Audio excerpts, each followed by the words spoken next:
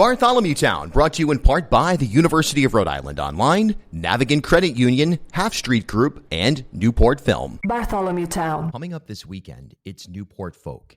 And look, even if you're somebody who really has no connection to the music scene or going to live events even, it's important to understand just this is one of the major, in fact, it's a premier event along with Newport Jazz, just waving the flag of Rhode Island in general. And it's easy to sit back and say, you know, if you're somebody who's totally disinterested in this stuff, well, you know, there's all of a sudden going to be all this traffic or whatever. You know, there's always going to be detractors for everything.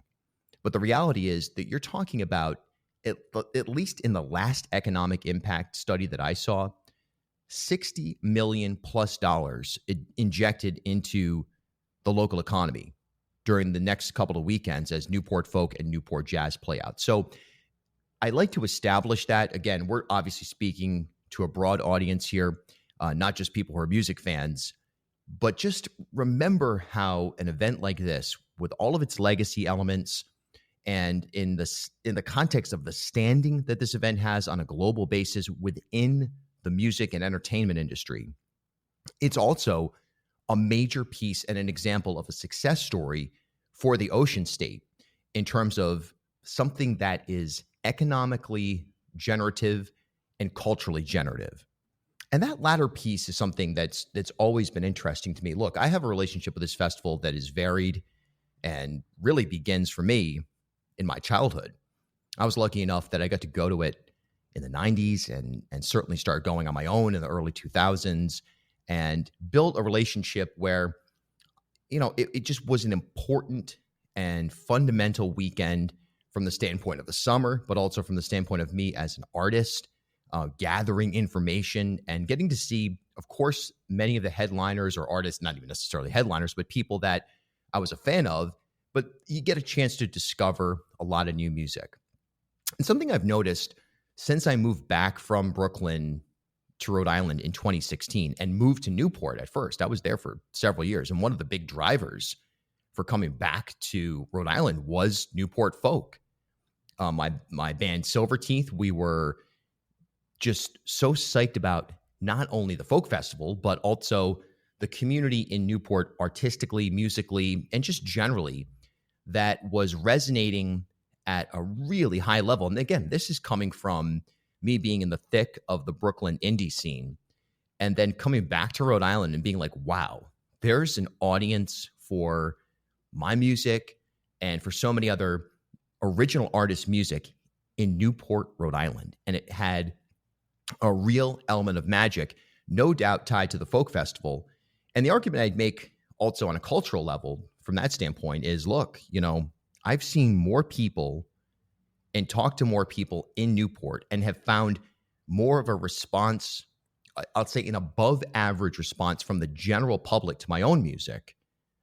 And I think that comes in large part from the Newport Folk and Jazz Festivals. Look, you've got people, and again, I understand the event has shifted from something that the average person goes to and they get a Dells and they sit in their lawn chair and it's just sort of another event to check off, to a really almost nearly impossible ticket to get, and something that is, you might call niche, you might call targeted. But look, a lot of the general population of Newport and Rhode Island as a whole do end up going to the fort for a day or for the whole weekend or for all 3 days of folk and all 3 days of jazz. And that has led to a scenario that I've noticed where the musical IQ of this region, of this community, is much higher than many, many, many other places. And I think that just comes down to exposure. Some people who may, in an ordinary context, be, you know, if you ask them, hey, what's your favorite band? They might give you, you know, a pop country or a pop act. All of a sudden, now people might be like, yeah, MJ Lenderman or something like that. Or, you know, even Nathaniel Ratcliffe, you know, somebody like that they saw at the folk festival. They may not be the kind of person that spends a ton of time sifting through Spotify or Bandcamp or YouTube or going to indie shows or anything like that. They just live their normal lives. They, you know, watch the Red Sox. They do their thing. They love New England. They love their home, whatever it is. And then in tandem with that is an appreciation for original music, oftentimes of the indie variety, that is a direct result of their exposure to this at the Newport Folk or Newport Jazz Festival. So there's a real economic benefit to this, and there's a real cultural elevation that happens from this event. All right. So establishing that first. Now, if you were lucky enough to get tickets, or if you're going down this weekend, I'll be there. Come say hello.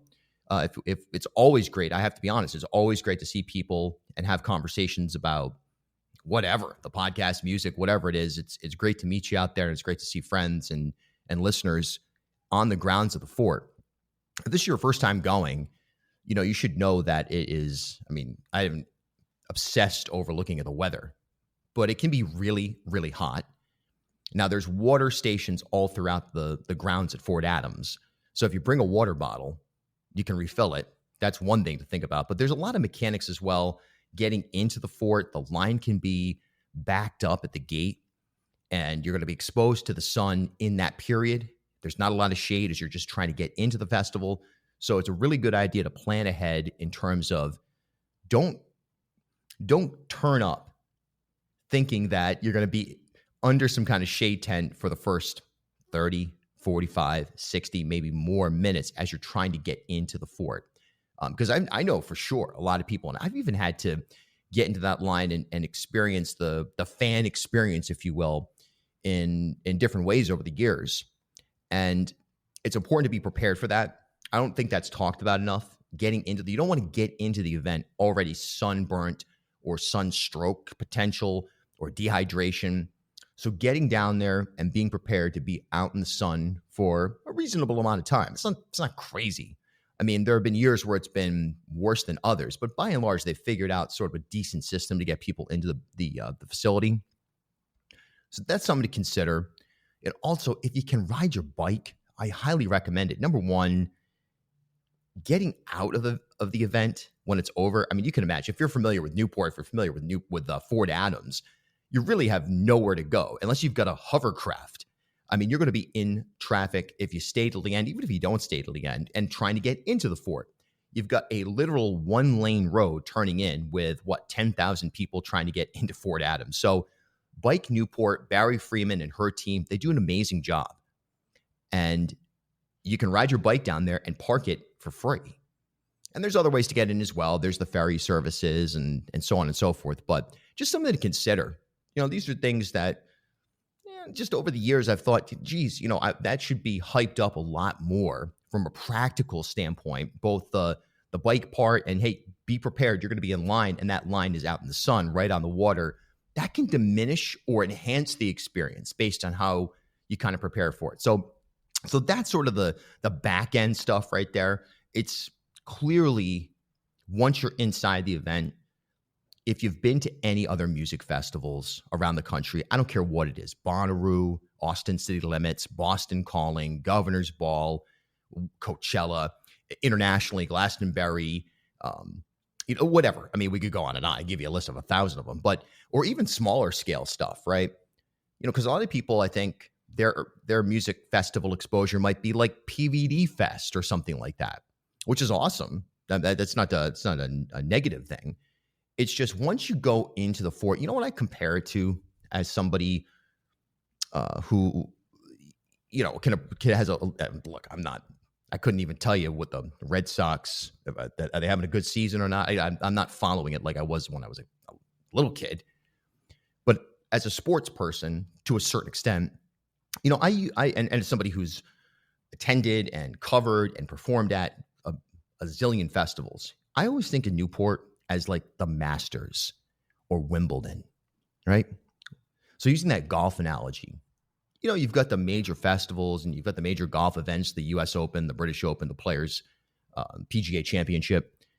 But the Masters, it's always that like special, you've got even if you're watching on TV, they got that piano music. And obviously there's controversy around the Masters. This may not even be the best example that just popped into my head, but it is in the sense that it's way smaller than the Austin City Limits or the Governor's Ball or anything like that. There's a history there. There's a reverence there. Okay. And there's a magic there. And you feel it. You feel it when you're inside. You feel it between people who love this event. There are people who this is their thing, man. They got tattoos. They got merch. Their house is decorated with Newport Folk memorabilia. And that energy is, I don't want to say it's contagious, but it's present. It's ever present.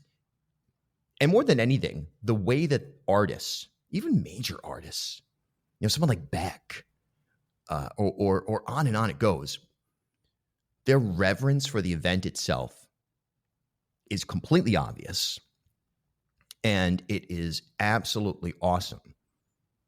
And to think that here in Rhode Island, and we spend so much time, whether it's here on Bartholomew Town or on PBS or on the radio or whatever, we spend so much time moaning and groaning, trying to be more solutions oriented than anything, right? But nonetheless, people moan and groan. Oh, this state, you hear it all the time. Oh, the bridge, this, that, the other, economic development, the schools, whatever. Here's an example of something that is decidedly Rhode Island. I know the Jazz Festival anyway, moved to New York in the 70s, but it's decidedly Rhode Island in its history. And it's decidedly Rhode Island in its present state.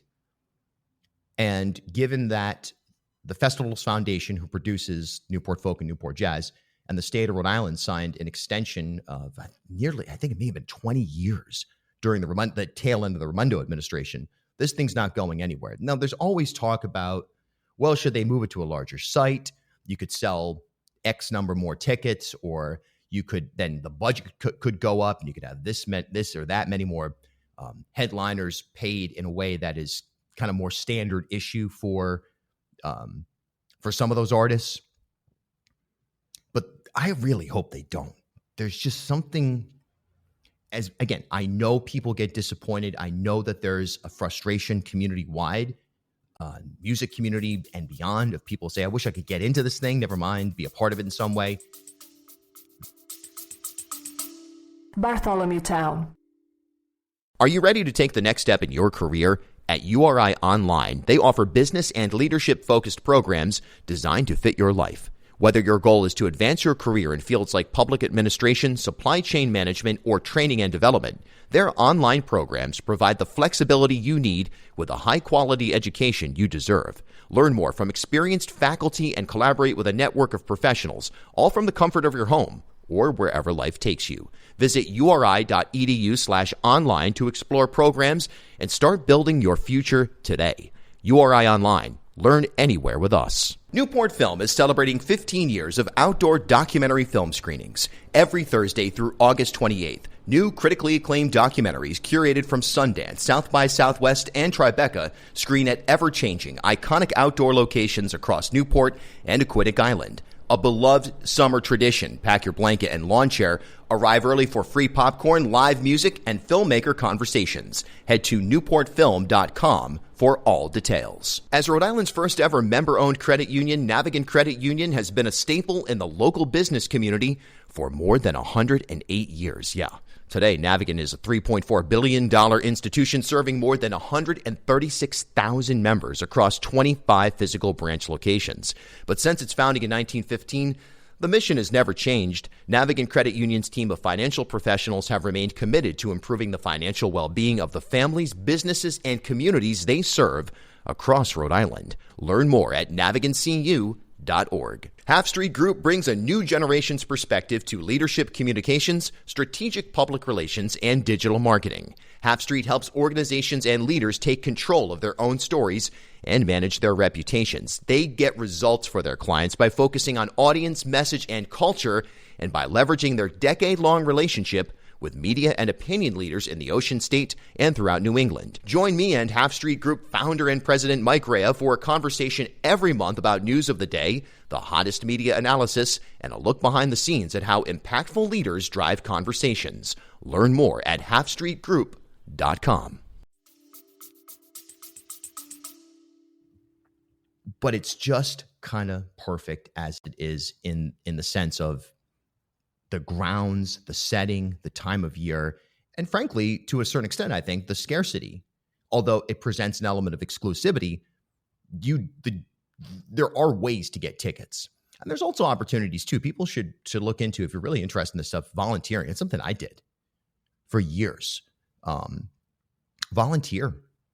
And, you do your work, you do your shift, and then you're on the site of the festival. And even when you're volunteering, you're usually either exposed directly to some performances or to that energy that I'm talking about, which I think is at least 50% of the overall event comes from the energy, especially right now. I mean, think about the stuff we talk about on a regular basis, locally, nationally, and globally, right? And I don't view this as a distraction. I don't view the arts as a distraction from the work that we do on a day in, day out basis, right? Here on this show or beyond. I view it as a mirror.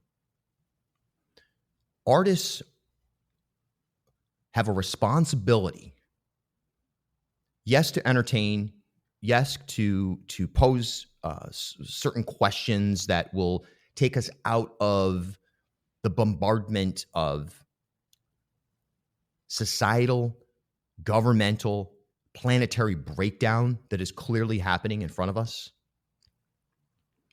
And in doing so, or perhaps even as an overarching theme, it is the responsibility of the artist. We've talked about this all the time, but it's the responsibility of the artist. It's the responsibility of the journalist to be the mirror. Newport Folk, sometimes, oftentimes, you find that mirror is shining, is held up and is reflecting, I should say, in a very provocative and important way.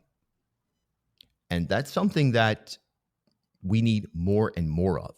So again, it's, yes, entertainment. Yes, it's economic development. Yes, it's cultural enhancement. It's opportunity.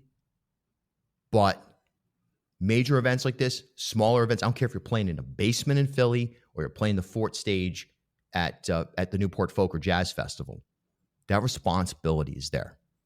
And people take it seriously.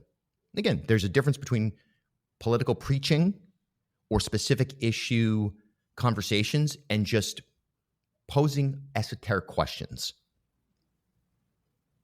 And you'll get that in some way, shape, or form when you're inside the fort and when you're at some of the tributary events, the after parties and the unofficial stuff and all that. And we'll get to that coming up in just a minute as well. But so that's my take. Again, I'll be there. We'll be covering it for Bartholomew Town. We'll have, as we've had for the last several years, we'll have interviews, we'll have social media content, some TV stuff this year. And more than anything, it's just, again, it's a great chance to connect with you if you're out there. So I'll be in the media tent. I won't really be in the media tent. I'll be running around. I'll be in the media tent archiving content and then going back out and catching performances. But say hi if you're out there. It's always great to do that. Okay, so look, these lists, I mean, come on. When people say, here's the 10 best records of 2024. All right. I mean, or here's 5 can't miss artists at Newport Folk. That's what I'm doing right now. So look, there are so many great acts that I'm not noting right now. I mean, you could just read down the lineup and say, or just close your eyes and, randomly come upon a piece of the lineup and go, wow, that's amazing. And it is. There's so much. Check out the lineup because it's really, really strong. It always is this year. It's got some really, really cool stuff. And then, of course, there's always the element of surprise. For me, one year, I remember I was down on the Fort Stage. I don't remember what year it was. It kind of gets blurred together, especially in the post-COVID era. This was pre-COVID, though. I was down by the, used to be a Coca-Cola truck parked down on the edge of the water, right? And I'll leave it there. But I was down there hanging out with, some friends, some of my closest, best friends in the world. We were down there and it was late in the day and My Morning Jacket was playing. That's a great band, of course. If you don't know My Morning Jacket, I mean, at this point, are they classic rock yet? Jeez. I mean, come on. I guess Z came out like 20 years ago, right? Jeez. But they were playing set. I've seen My Morning Jacket a million times and Jim James and different events and festivals and stuff. So it was like, all right, let's go down to the water and like hang out for a second. And all of a sudden, Roger Waters comes out. And look, I'm not like Mr. Pink Floyd. I mean, obviously I listen to the records and they're fundamental and it's a big part of as any music, anybody who appreciates music, even if you listen to classic rock radio, I'm not to diminish that again, but even if that's your entry point to Pink Floyd and that's where you stopped, you would recognize that it's clearly some of the most important music made, at least in an era and perhaps ever. So Roger Waters takes the stage with My Morning Jacket backing him up. And that vocal duo, Lucius, was singing background vocals. And this was, I believe it was a surprise set. There were rumors going around. We hear about things and somebody says something. Sometimes it's always like, oh, geez, Elton John's about to land on with a helicopter up in the parking lot and come and join Brandi Carlile and Joni Mitchell. Okay, maybe not. You have to sift through some of the rumor mill. Or, of course, the classic is it's going to be Bruce Springsteen and Neil Young together. They're going to be dropped down by some kind of a hydraulic lift onto the Fort stage and give us the performance that everybody's wanted for decades. Okay. But I'll never forget the moment that I was there in the water, wasn't viewing the stage, and the first note that Roger Waters sang. I'll never forget that moment. And what an emotional and powerful moment that was. It completely shook me to my core. And that feeling you get sometimes where you're not crying. You're not, there may not be any tears, but you feel something in your chest. You feel something in your stomach, in your chest. And you've got that kind of lost the ability to effectively use your jaw to speak.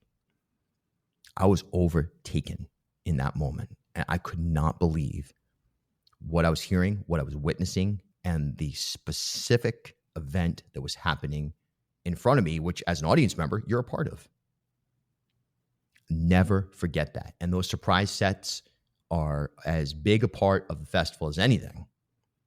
And the element of suspense is also a big part of it. And I think the rumors also, some people have fun with that, but you never know how provocative it's actually going to get and how much it's going to test your spirituality and test you as being in tune and your ability to just recognize, hey, this is something that is unique, historic, powerful, and potentially life-changing.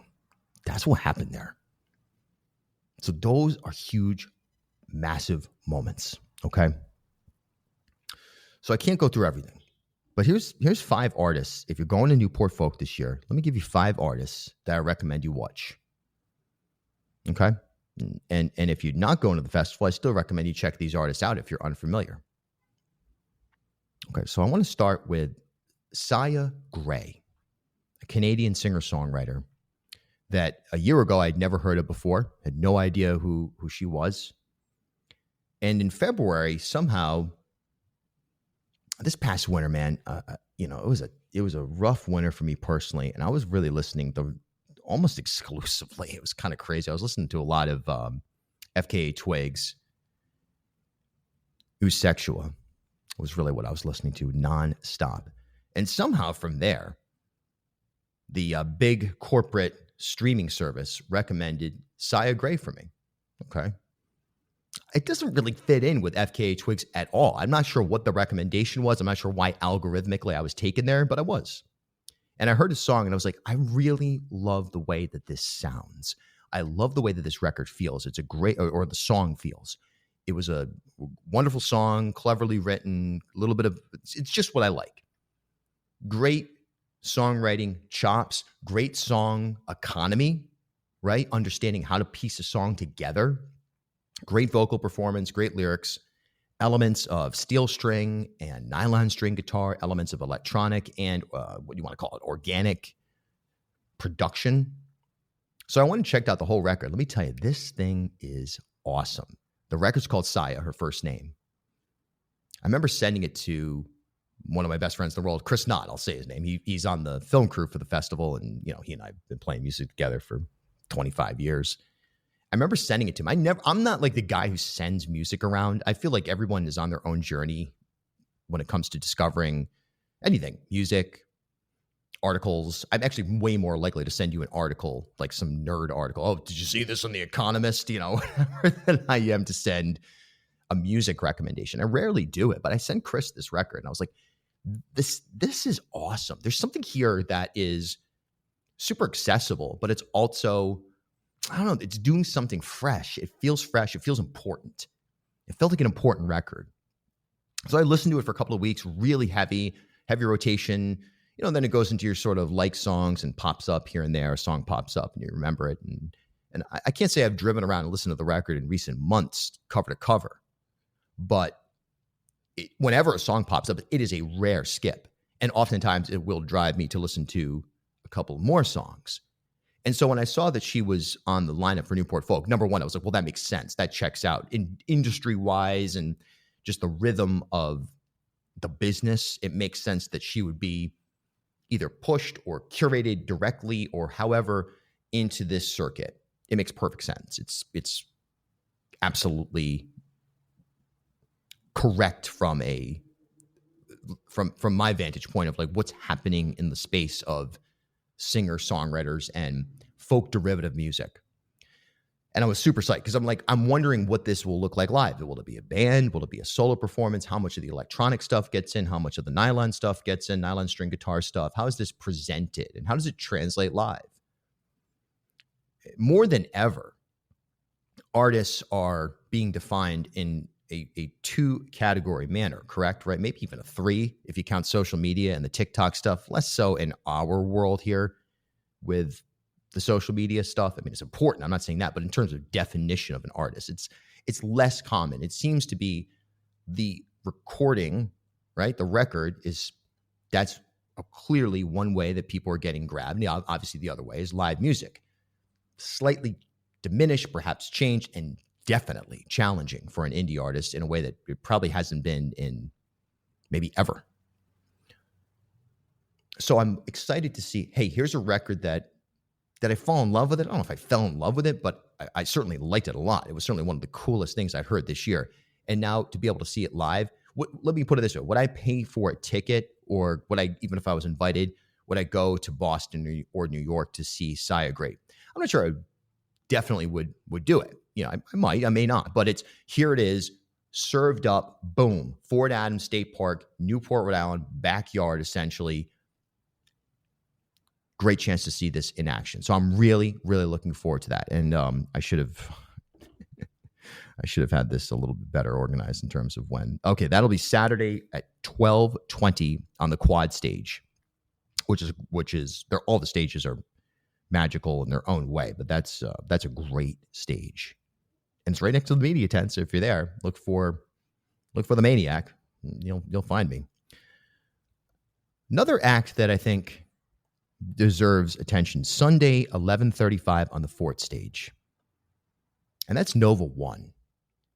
So the Folk Festival has begun a presentation, if you will, of Rhode Island connected artists, we'll say. It's not necessarily artists who are from Rhode Island, born and bred in Rhode Island, moved to Rhode Island, operate out of Providence or something like that. It's Rhode Island and Rhode Island adjacent. Dan Blakesley played a couple of years ago. It was an amazing moment in time. I've known Dan. I've played shows with Dan all over the place. We're friends, and he's a fixture of the Folk Festival as a busker and just a character out and about. And so to see him get that opportunity to go on that big stage and deliver an amazing set, it absolutely brought me to tears. And he was living in Providence for a while. So, but he now lives in Maine. He's not from Rhode Island. So it's a Rhode Island adjacent thing. I think that's cool. I think that's really good because it's showcasing from a wider set of criteria than just, hey, this person was born and raised in South Kingstown. They've literally never gone past the tower. This is they're so Rhode Island that you can't believe it. But Nova One, a band that has been included in this homegrown opening set section of the Folk Festival. Super, super glad to see them up there. They've played the Folk Fest in different ways before, on the bike stage, some of the smaller stages inside the museum stage, or that was, the main artist of Nova One, the singer-songwriter Roz Raskin, in their previous band, the Rice Cakes, played inside the museum stage in the past. But look, Nova One, I've known Roz Raskin for well over a decade. One of the great mentors to a lot of the younger generation out there, I know a lot of people that look up to Roz because they've done it. They've successfully done the indie thing. Not going to get rich off this, all right? And yet this is something that Roz and I were talking about. I was doing the weekly songwriter workshop up at Brown University, and Roz came in back in the fall, and we were talking about this. Isn't it just crazy that, I mean, we're not old, but that we're not 21 either, and we've sustained this. And that's so true. You go out on tour, you play, again, the Basement in Philly, you got the venue in Brooklyn, a couple of miscellaneous things here and there. You come home to Providence, you play a big show. Now what? What you do is you keep writing, you keep creating, you keep developing, you keep getting inspired, you keep changing things up. You go back on, you do it again. And that's the journey, man. That's the life. And Nova One has really just found a really sweet lane musically to occupy. Great songs and great sounds. That has a lot to do with James, by the way, the baritone guitar player in the band, also a big, nice studio. And has a lot to do with Roz.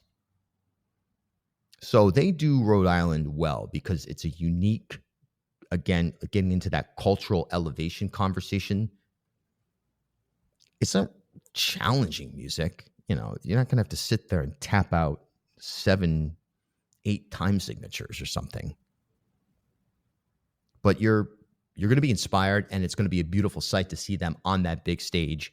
And again, that is Sunday morning at 11:35, Rhode Island's own, Providence's own Nova One. Don't miss it. You'll feel something.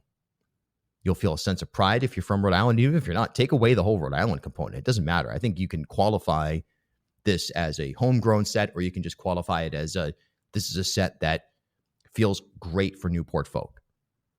Especially at the beginning of the day, really great way to get into the zone on a Sunday. Super well placed and curated. I'm looking forward to it. I'm proud of them. We've been playing shows together for a long time. And to see that evolution. And I saw Nova One at the Columbus Theater about 1.5 years ago. And I'll never forget that performance because, first of all, the theater was pretty full. And secondly, there was a moment where Roz played a solo song at the end of, or towards the end of the set that was just beautiful. It was just like, okay, we're here, we're in the zone. The kaleidoscope of life is reflecting in exactly the right way. The sun is shining through the window panes. The stars are aligning. The moon looks, peak July. All the animals are in harmony. Everything just lined up for a second. And that's Roz Raskin, great Rhode Island artist. Don't miss it. Don't miss Nova One. All right, here we go. I don't think I've been more excited to see an artist on Newport Folk in a long time than I was when I saw that on Friday at 5:50 on the quad stage. Yeah, Yeahs are playing. Now, there's a lot of reasons why this excites me. Newport Folk has always had, well, not always, but in the contemporary context, from like 2008 on, the contemporary leadership and approach. There's been a big indie rock element there. You've got every Dinosaur Jr. or Sun Kill Moon or whatever. There's a long lineage of just straight up indie rock. But I think people sometimes forget just how important Yeahs are.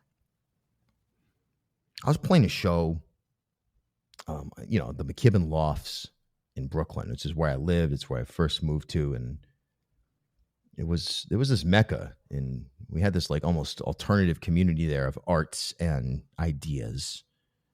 Crazy shows. I would throw some other people. It was nuts, right?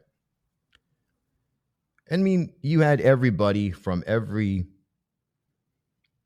college, not college, U.S., Europe, South America, Asia, whatever. It's like somebody told me it was a gathering of the freaks. And it was. I would also say it was a gathering of the stars. And I remember one time, Karen O, who, if you don't know, she's the singer of Yeah, Yeah, Yes, turned up at one of these events. Let me tell you something. Karen O exists, it's easy to say, in the rock star lane, but that's not it. It's beyond that. It's a true star. It's a true artist.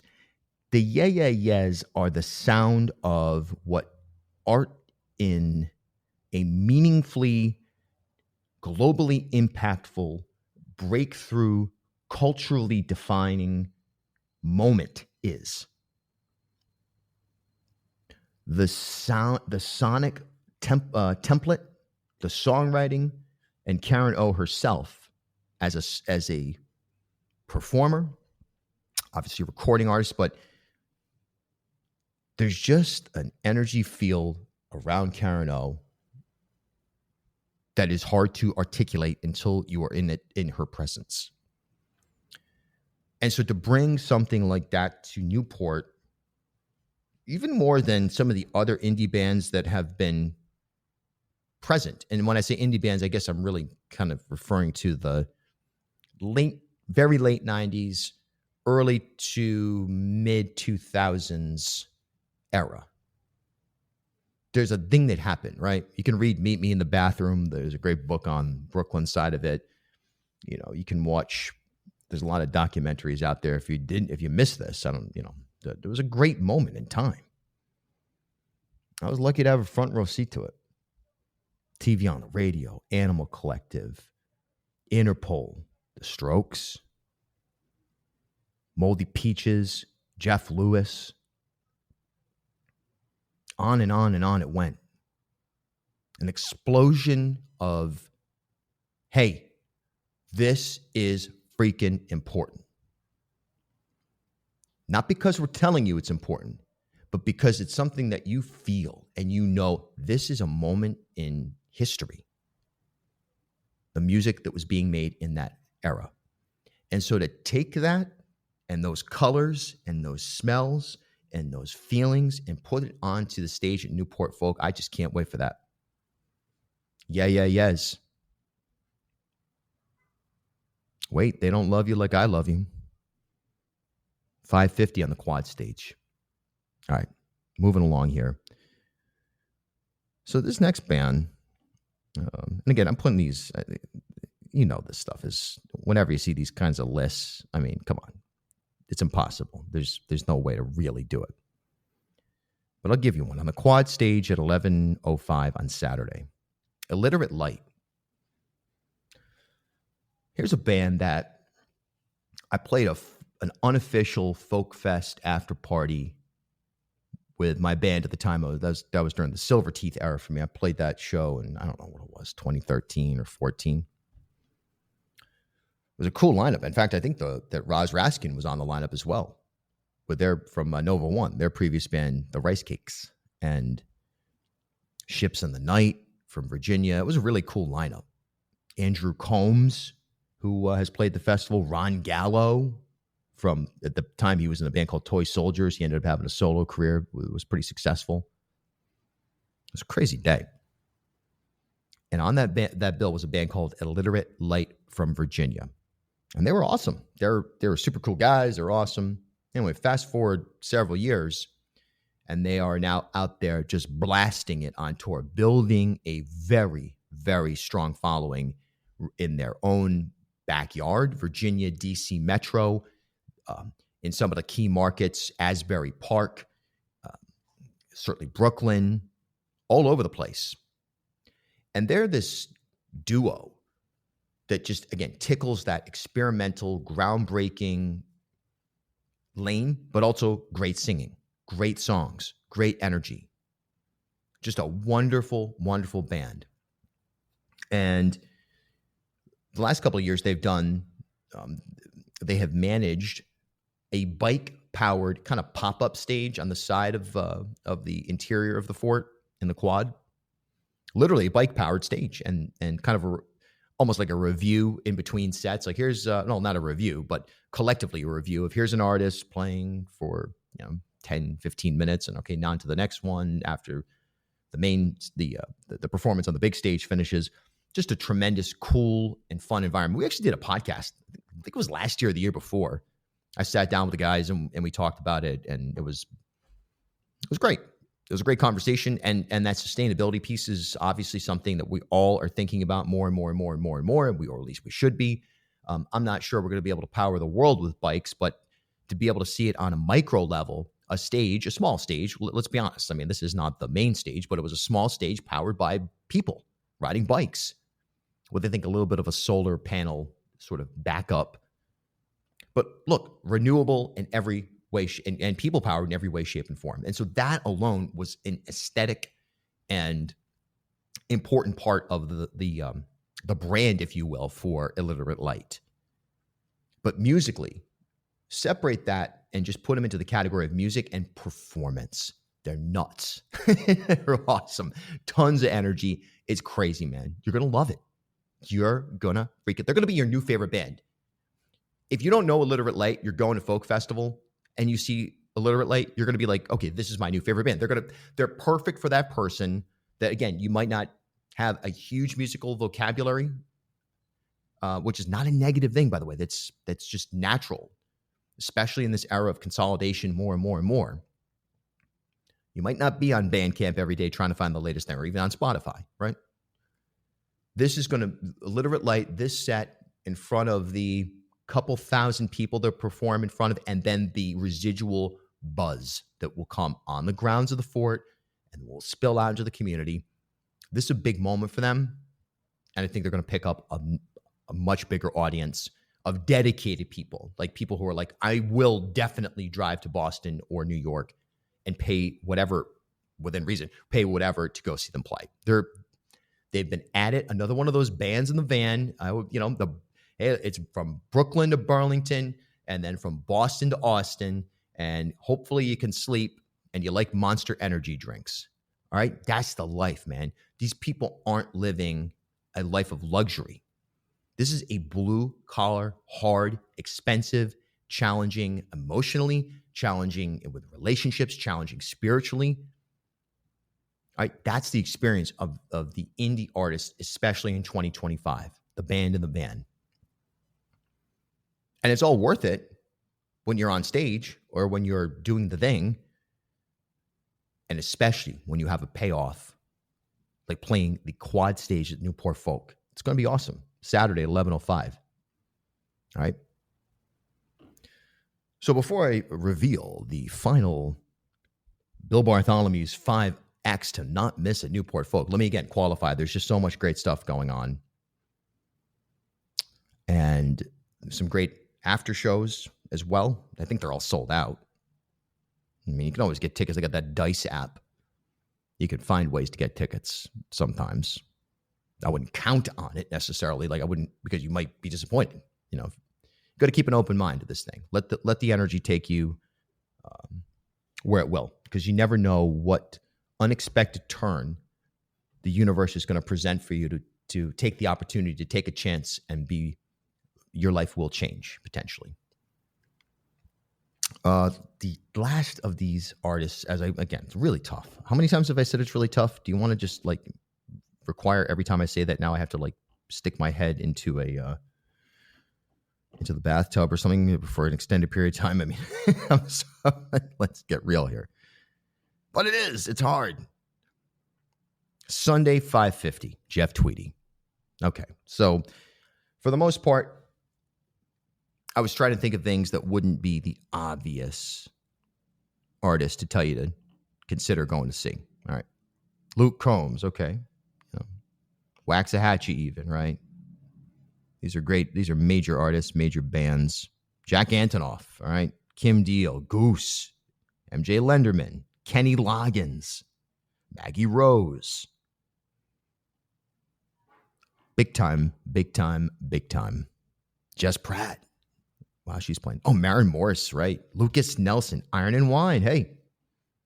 Oh, how about Public Enemy? Are you kidding me? On the quad at 5:50 on Saturday? That's insane. That's that's going to be insane in the good way. Dead, DEHD, great band. Steven Wilson Jr., talk about social media explosion, great artist. Margot Price, fixture of the festival, has grown a lot. Mount Joy, hooray for the riffraff. Okay, we're getting off track. But I chose to talk about Jeff Tweedy as the artist that I would most recommend, even though it might be the most basic and obvious thing to say. That's a quad at 550. I think it's going to be a solo performance, solo Jeff Tweedy and his guitar, all right, which appeals to me because I'm in that zone right now as an artist. All right, Jeff Tweedy, if you don't know, he's the singer-songwriter in the band Wilco. And some of you randomly might know him from, well, that's not that random, but you might have encountered him through the band Uncle Tupelo with Jay Farrar of Sunvolt, Golden Smog, the super group from Minneapolis with Gary Loris of the Jayhawks and a bunch of others. But Jeff Tweedy is, without question, one of the most important artists ever for me. I was thinking about Wilco. And I was thinking about it in the context of my life. For sure, an influence on my artistic output, both in a writing sense, but also in a genre bending sense, in a, hey, we're going to do it our way, no matter if that means we've got to leave our label sense. There's just something unabashedly cool, but also unabashedly humorous, nerdy, and self-deprecating when it comes to Wilco and when it comes to Tweedy. You know, Jeff Tweedy and his songs, this is a crazy statistic for me personally, I realize this, has been with me. Those songs have been with me through every major relationship of my life, going back to my high school girlfriend. And although the catalog has expanded, the music remains as important and as introspective for myself and as essential as ever. Okay? It's been with me through so many periods of my life. High school, going to college, all the while writing songs, moving from kind of like my high school band into my first like real indie band. Then we moved to Brooklyn. Then I was there. Then the band broke up and I was there all alone trying to figure out what I'm going to do, starting to write songs, squatting, living in the lofts, the whole thing, doing DIY shows. All of that, the soundtrack in so many ways is the music, and was the music of Jeff Tweedy. It's tough to say who's the best songwriter of our generation. I don't know. Is Jeff Tweedy even my generation, your generation? Who cares, right? And who cares who the best songwriter is anyway? That's nonsense. For me, though, Jeff Tweedy's probably the most important songwriter of my, generationally speaking. You know, as if to say, like, well, Neil Young or Dylan or whatever, those guys are not inclusive in this. He's derivative of that thing, that school. Man, Jeff Tweedy. Whew. I mean, I've seen Jeff and Wilco a billion times, but it's been a while. I was thinking about that too. During like the heyday of Wilco, which to me would be like the A Ghost Is Born, Sky Blue Sky era, the introduction of Nels Cline and the six-piece band. And they really went from a club band to an arena band very quickly. Probably not quickly in their mind, but with Yankee Hotel Foxtrot being such an important album culturally. It was the New York Times #2 album of the year. What did it finish behind? Sea Change by Beck. Yeah, how about that for a year? They're pioneers, man. They're up there raking the moon every single day. It's an aesthetic. It's a humor. It's a heartbreak. It's everything. And I haven't seen Jeff Tweedy, perform in a long time. Definitely, I think pre-pandemic, right? Again, I've seen him a million times, and the band, by the way, they're nicest people. Nicest people. The whole anti-rock star thing is so important, right? Some of the behavior of some major stars,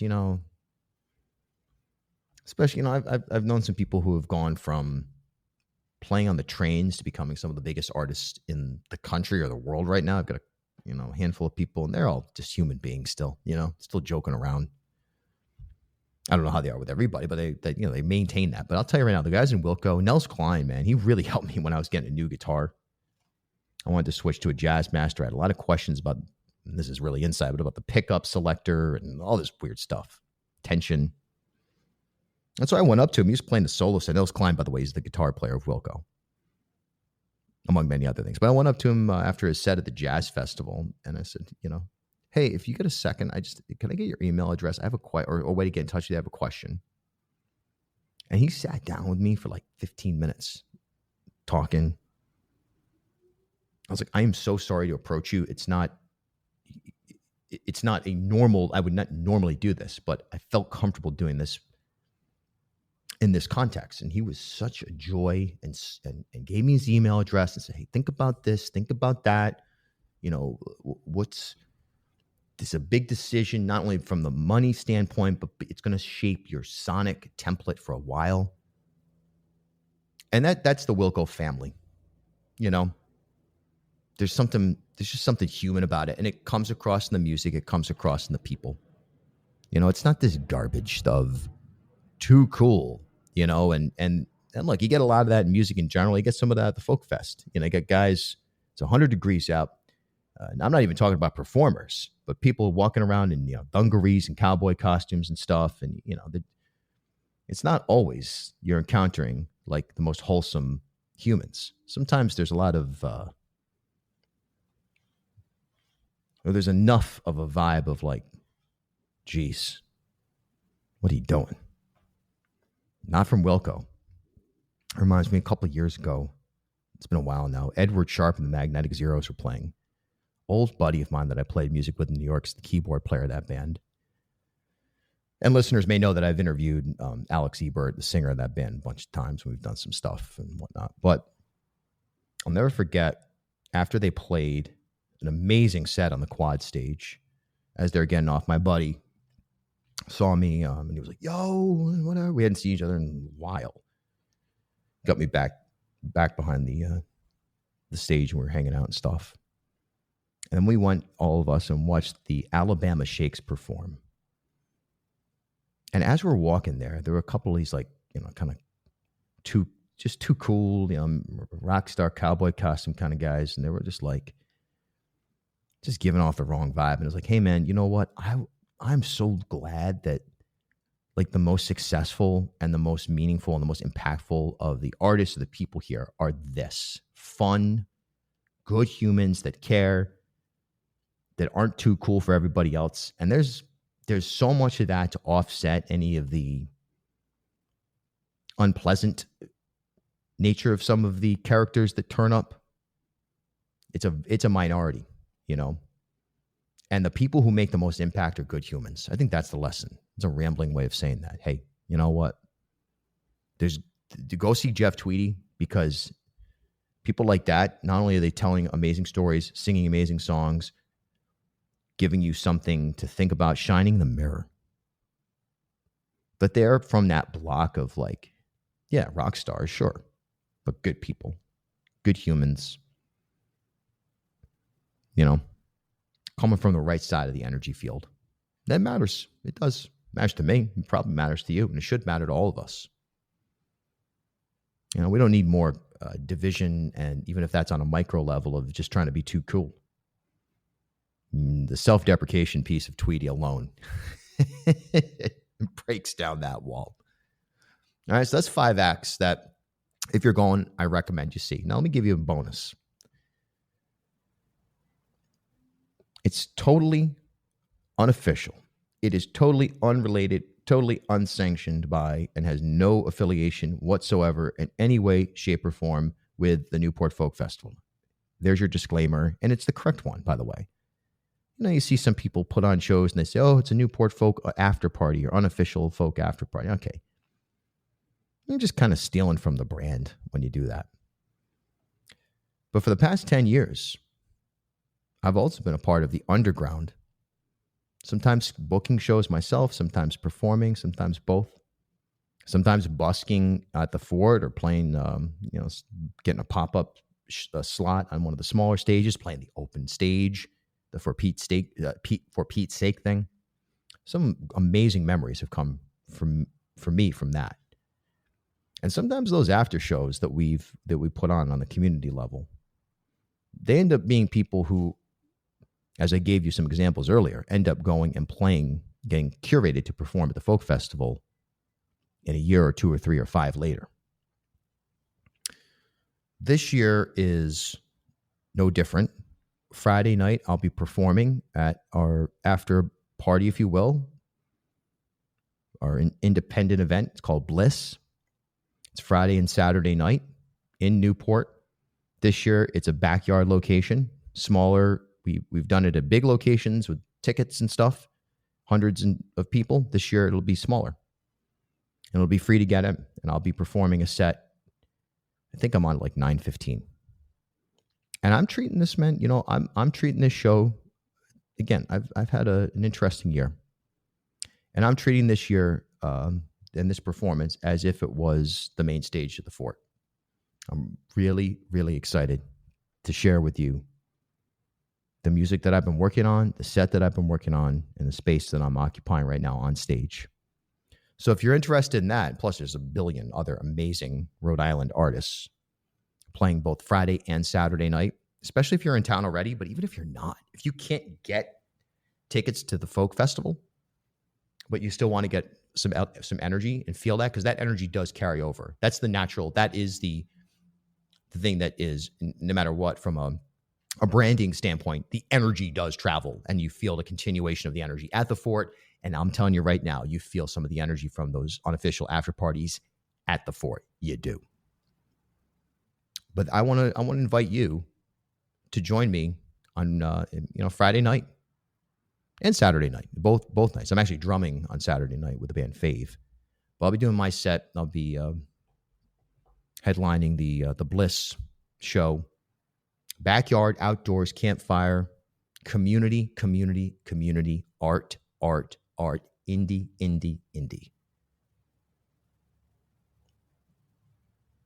It's happening. And I hope you join me. So send me an email, bill@ripodcast.com, or DM me on Instagram or something. And I'll give you the address. And it's free. And it's going to be a great time. Okay, everybody.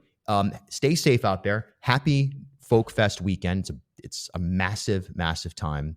And thanks for being a part of the Bartholomew Town community. If you're not already, go ahead and follow us wherever you're listening right now. And we will talk to you soon. We've got a lot coming up on the broadcast, broadcast/podcast. Of course, we're both a podcast and radio show. And we've got a lot coming up for you in the next couple of weeks. Some really cool stuff. We're in that kind of, hey, let's take we've got Magaziner, and we've got some of the politicians, of course, doing our usual thing, but we're trying to do some other stuff too. Give you a little bit of a break, right? So thanks for tuning in. Thanks for trusting us, and I'll talk to you soon. Hope to see you at the fort. Come say hi. Bartholomew Town is a truly independent news organization, accredited by Lion, the leading consortium of independent news providers in the country.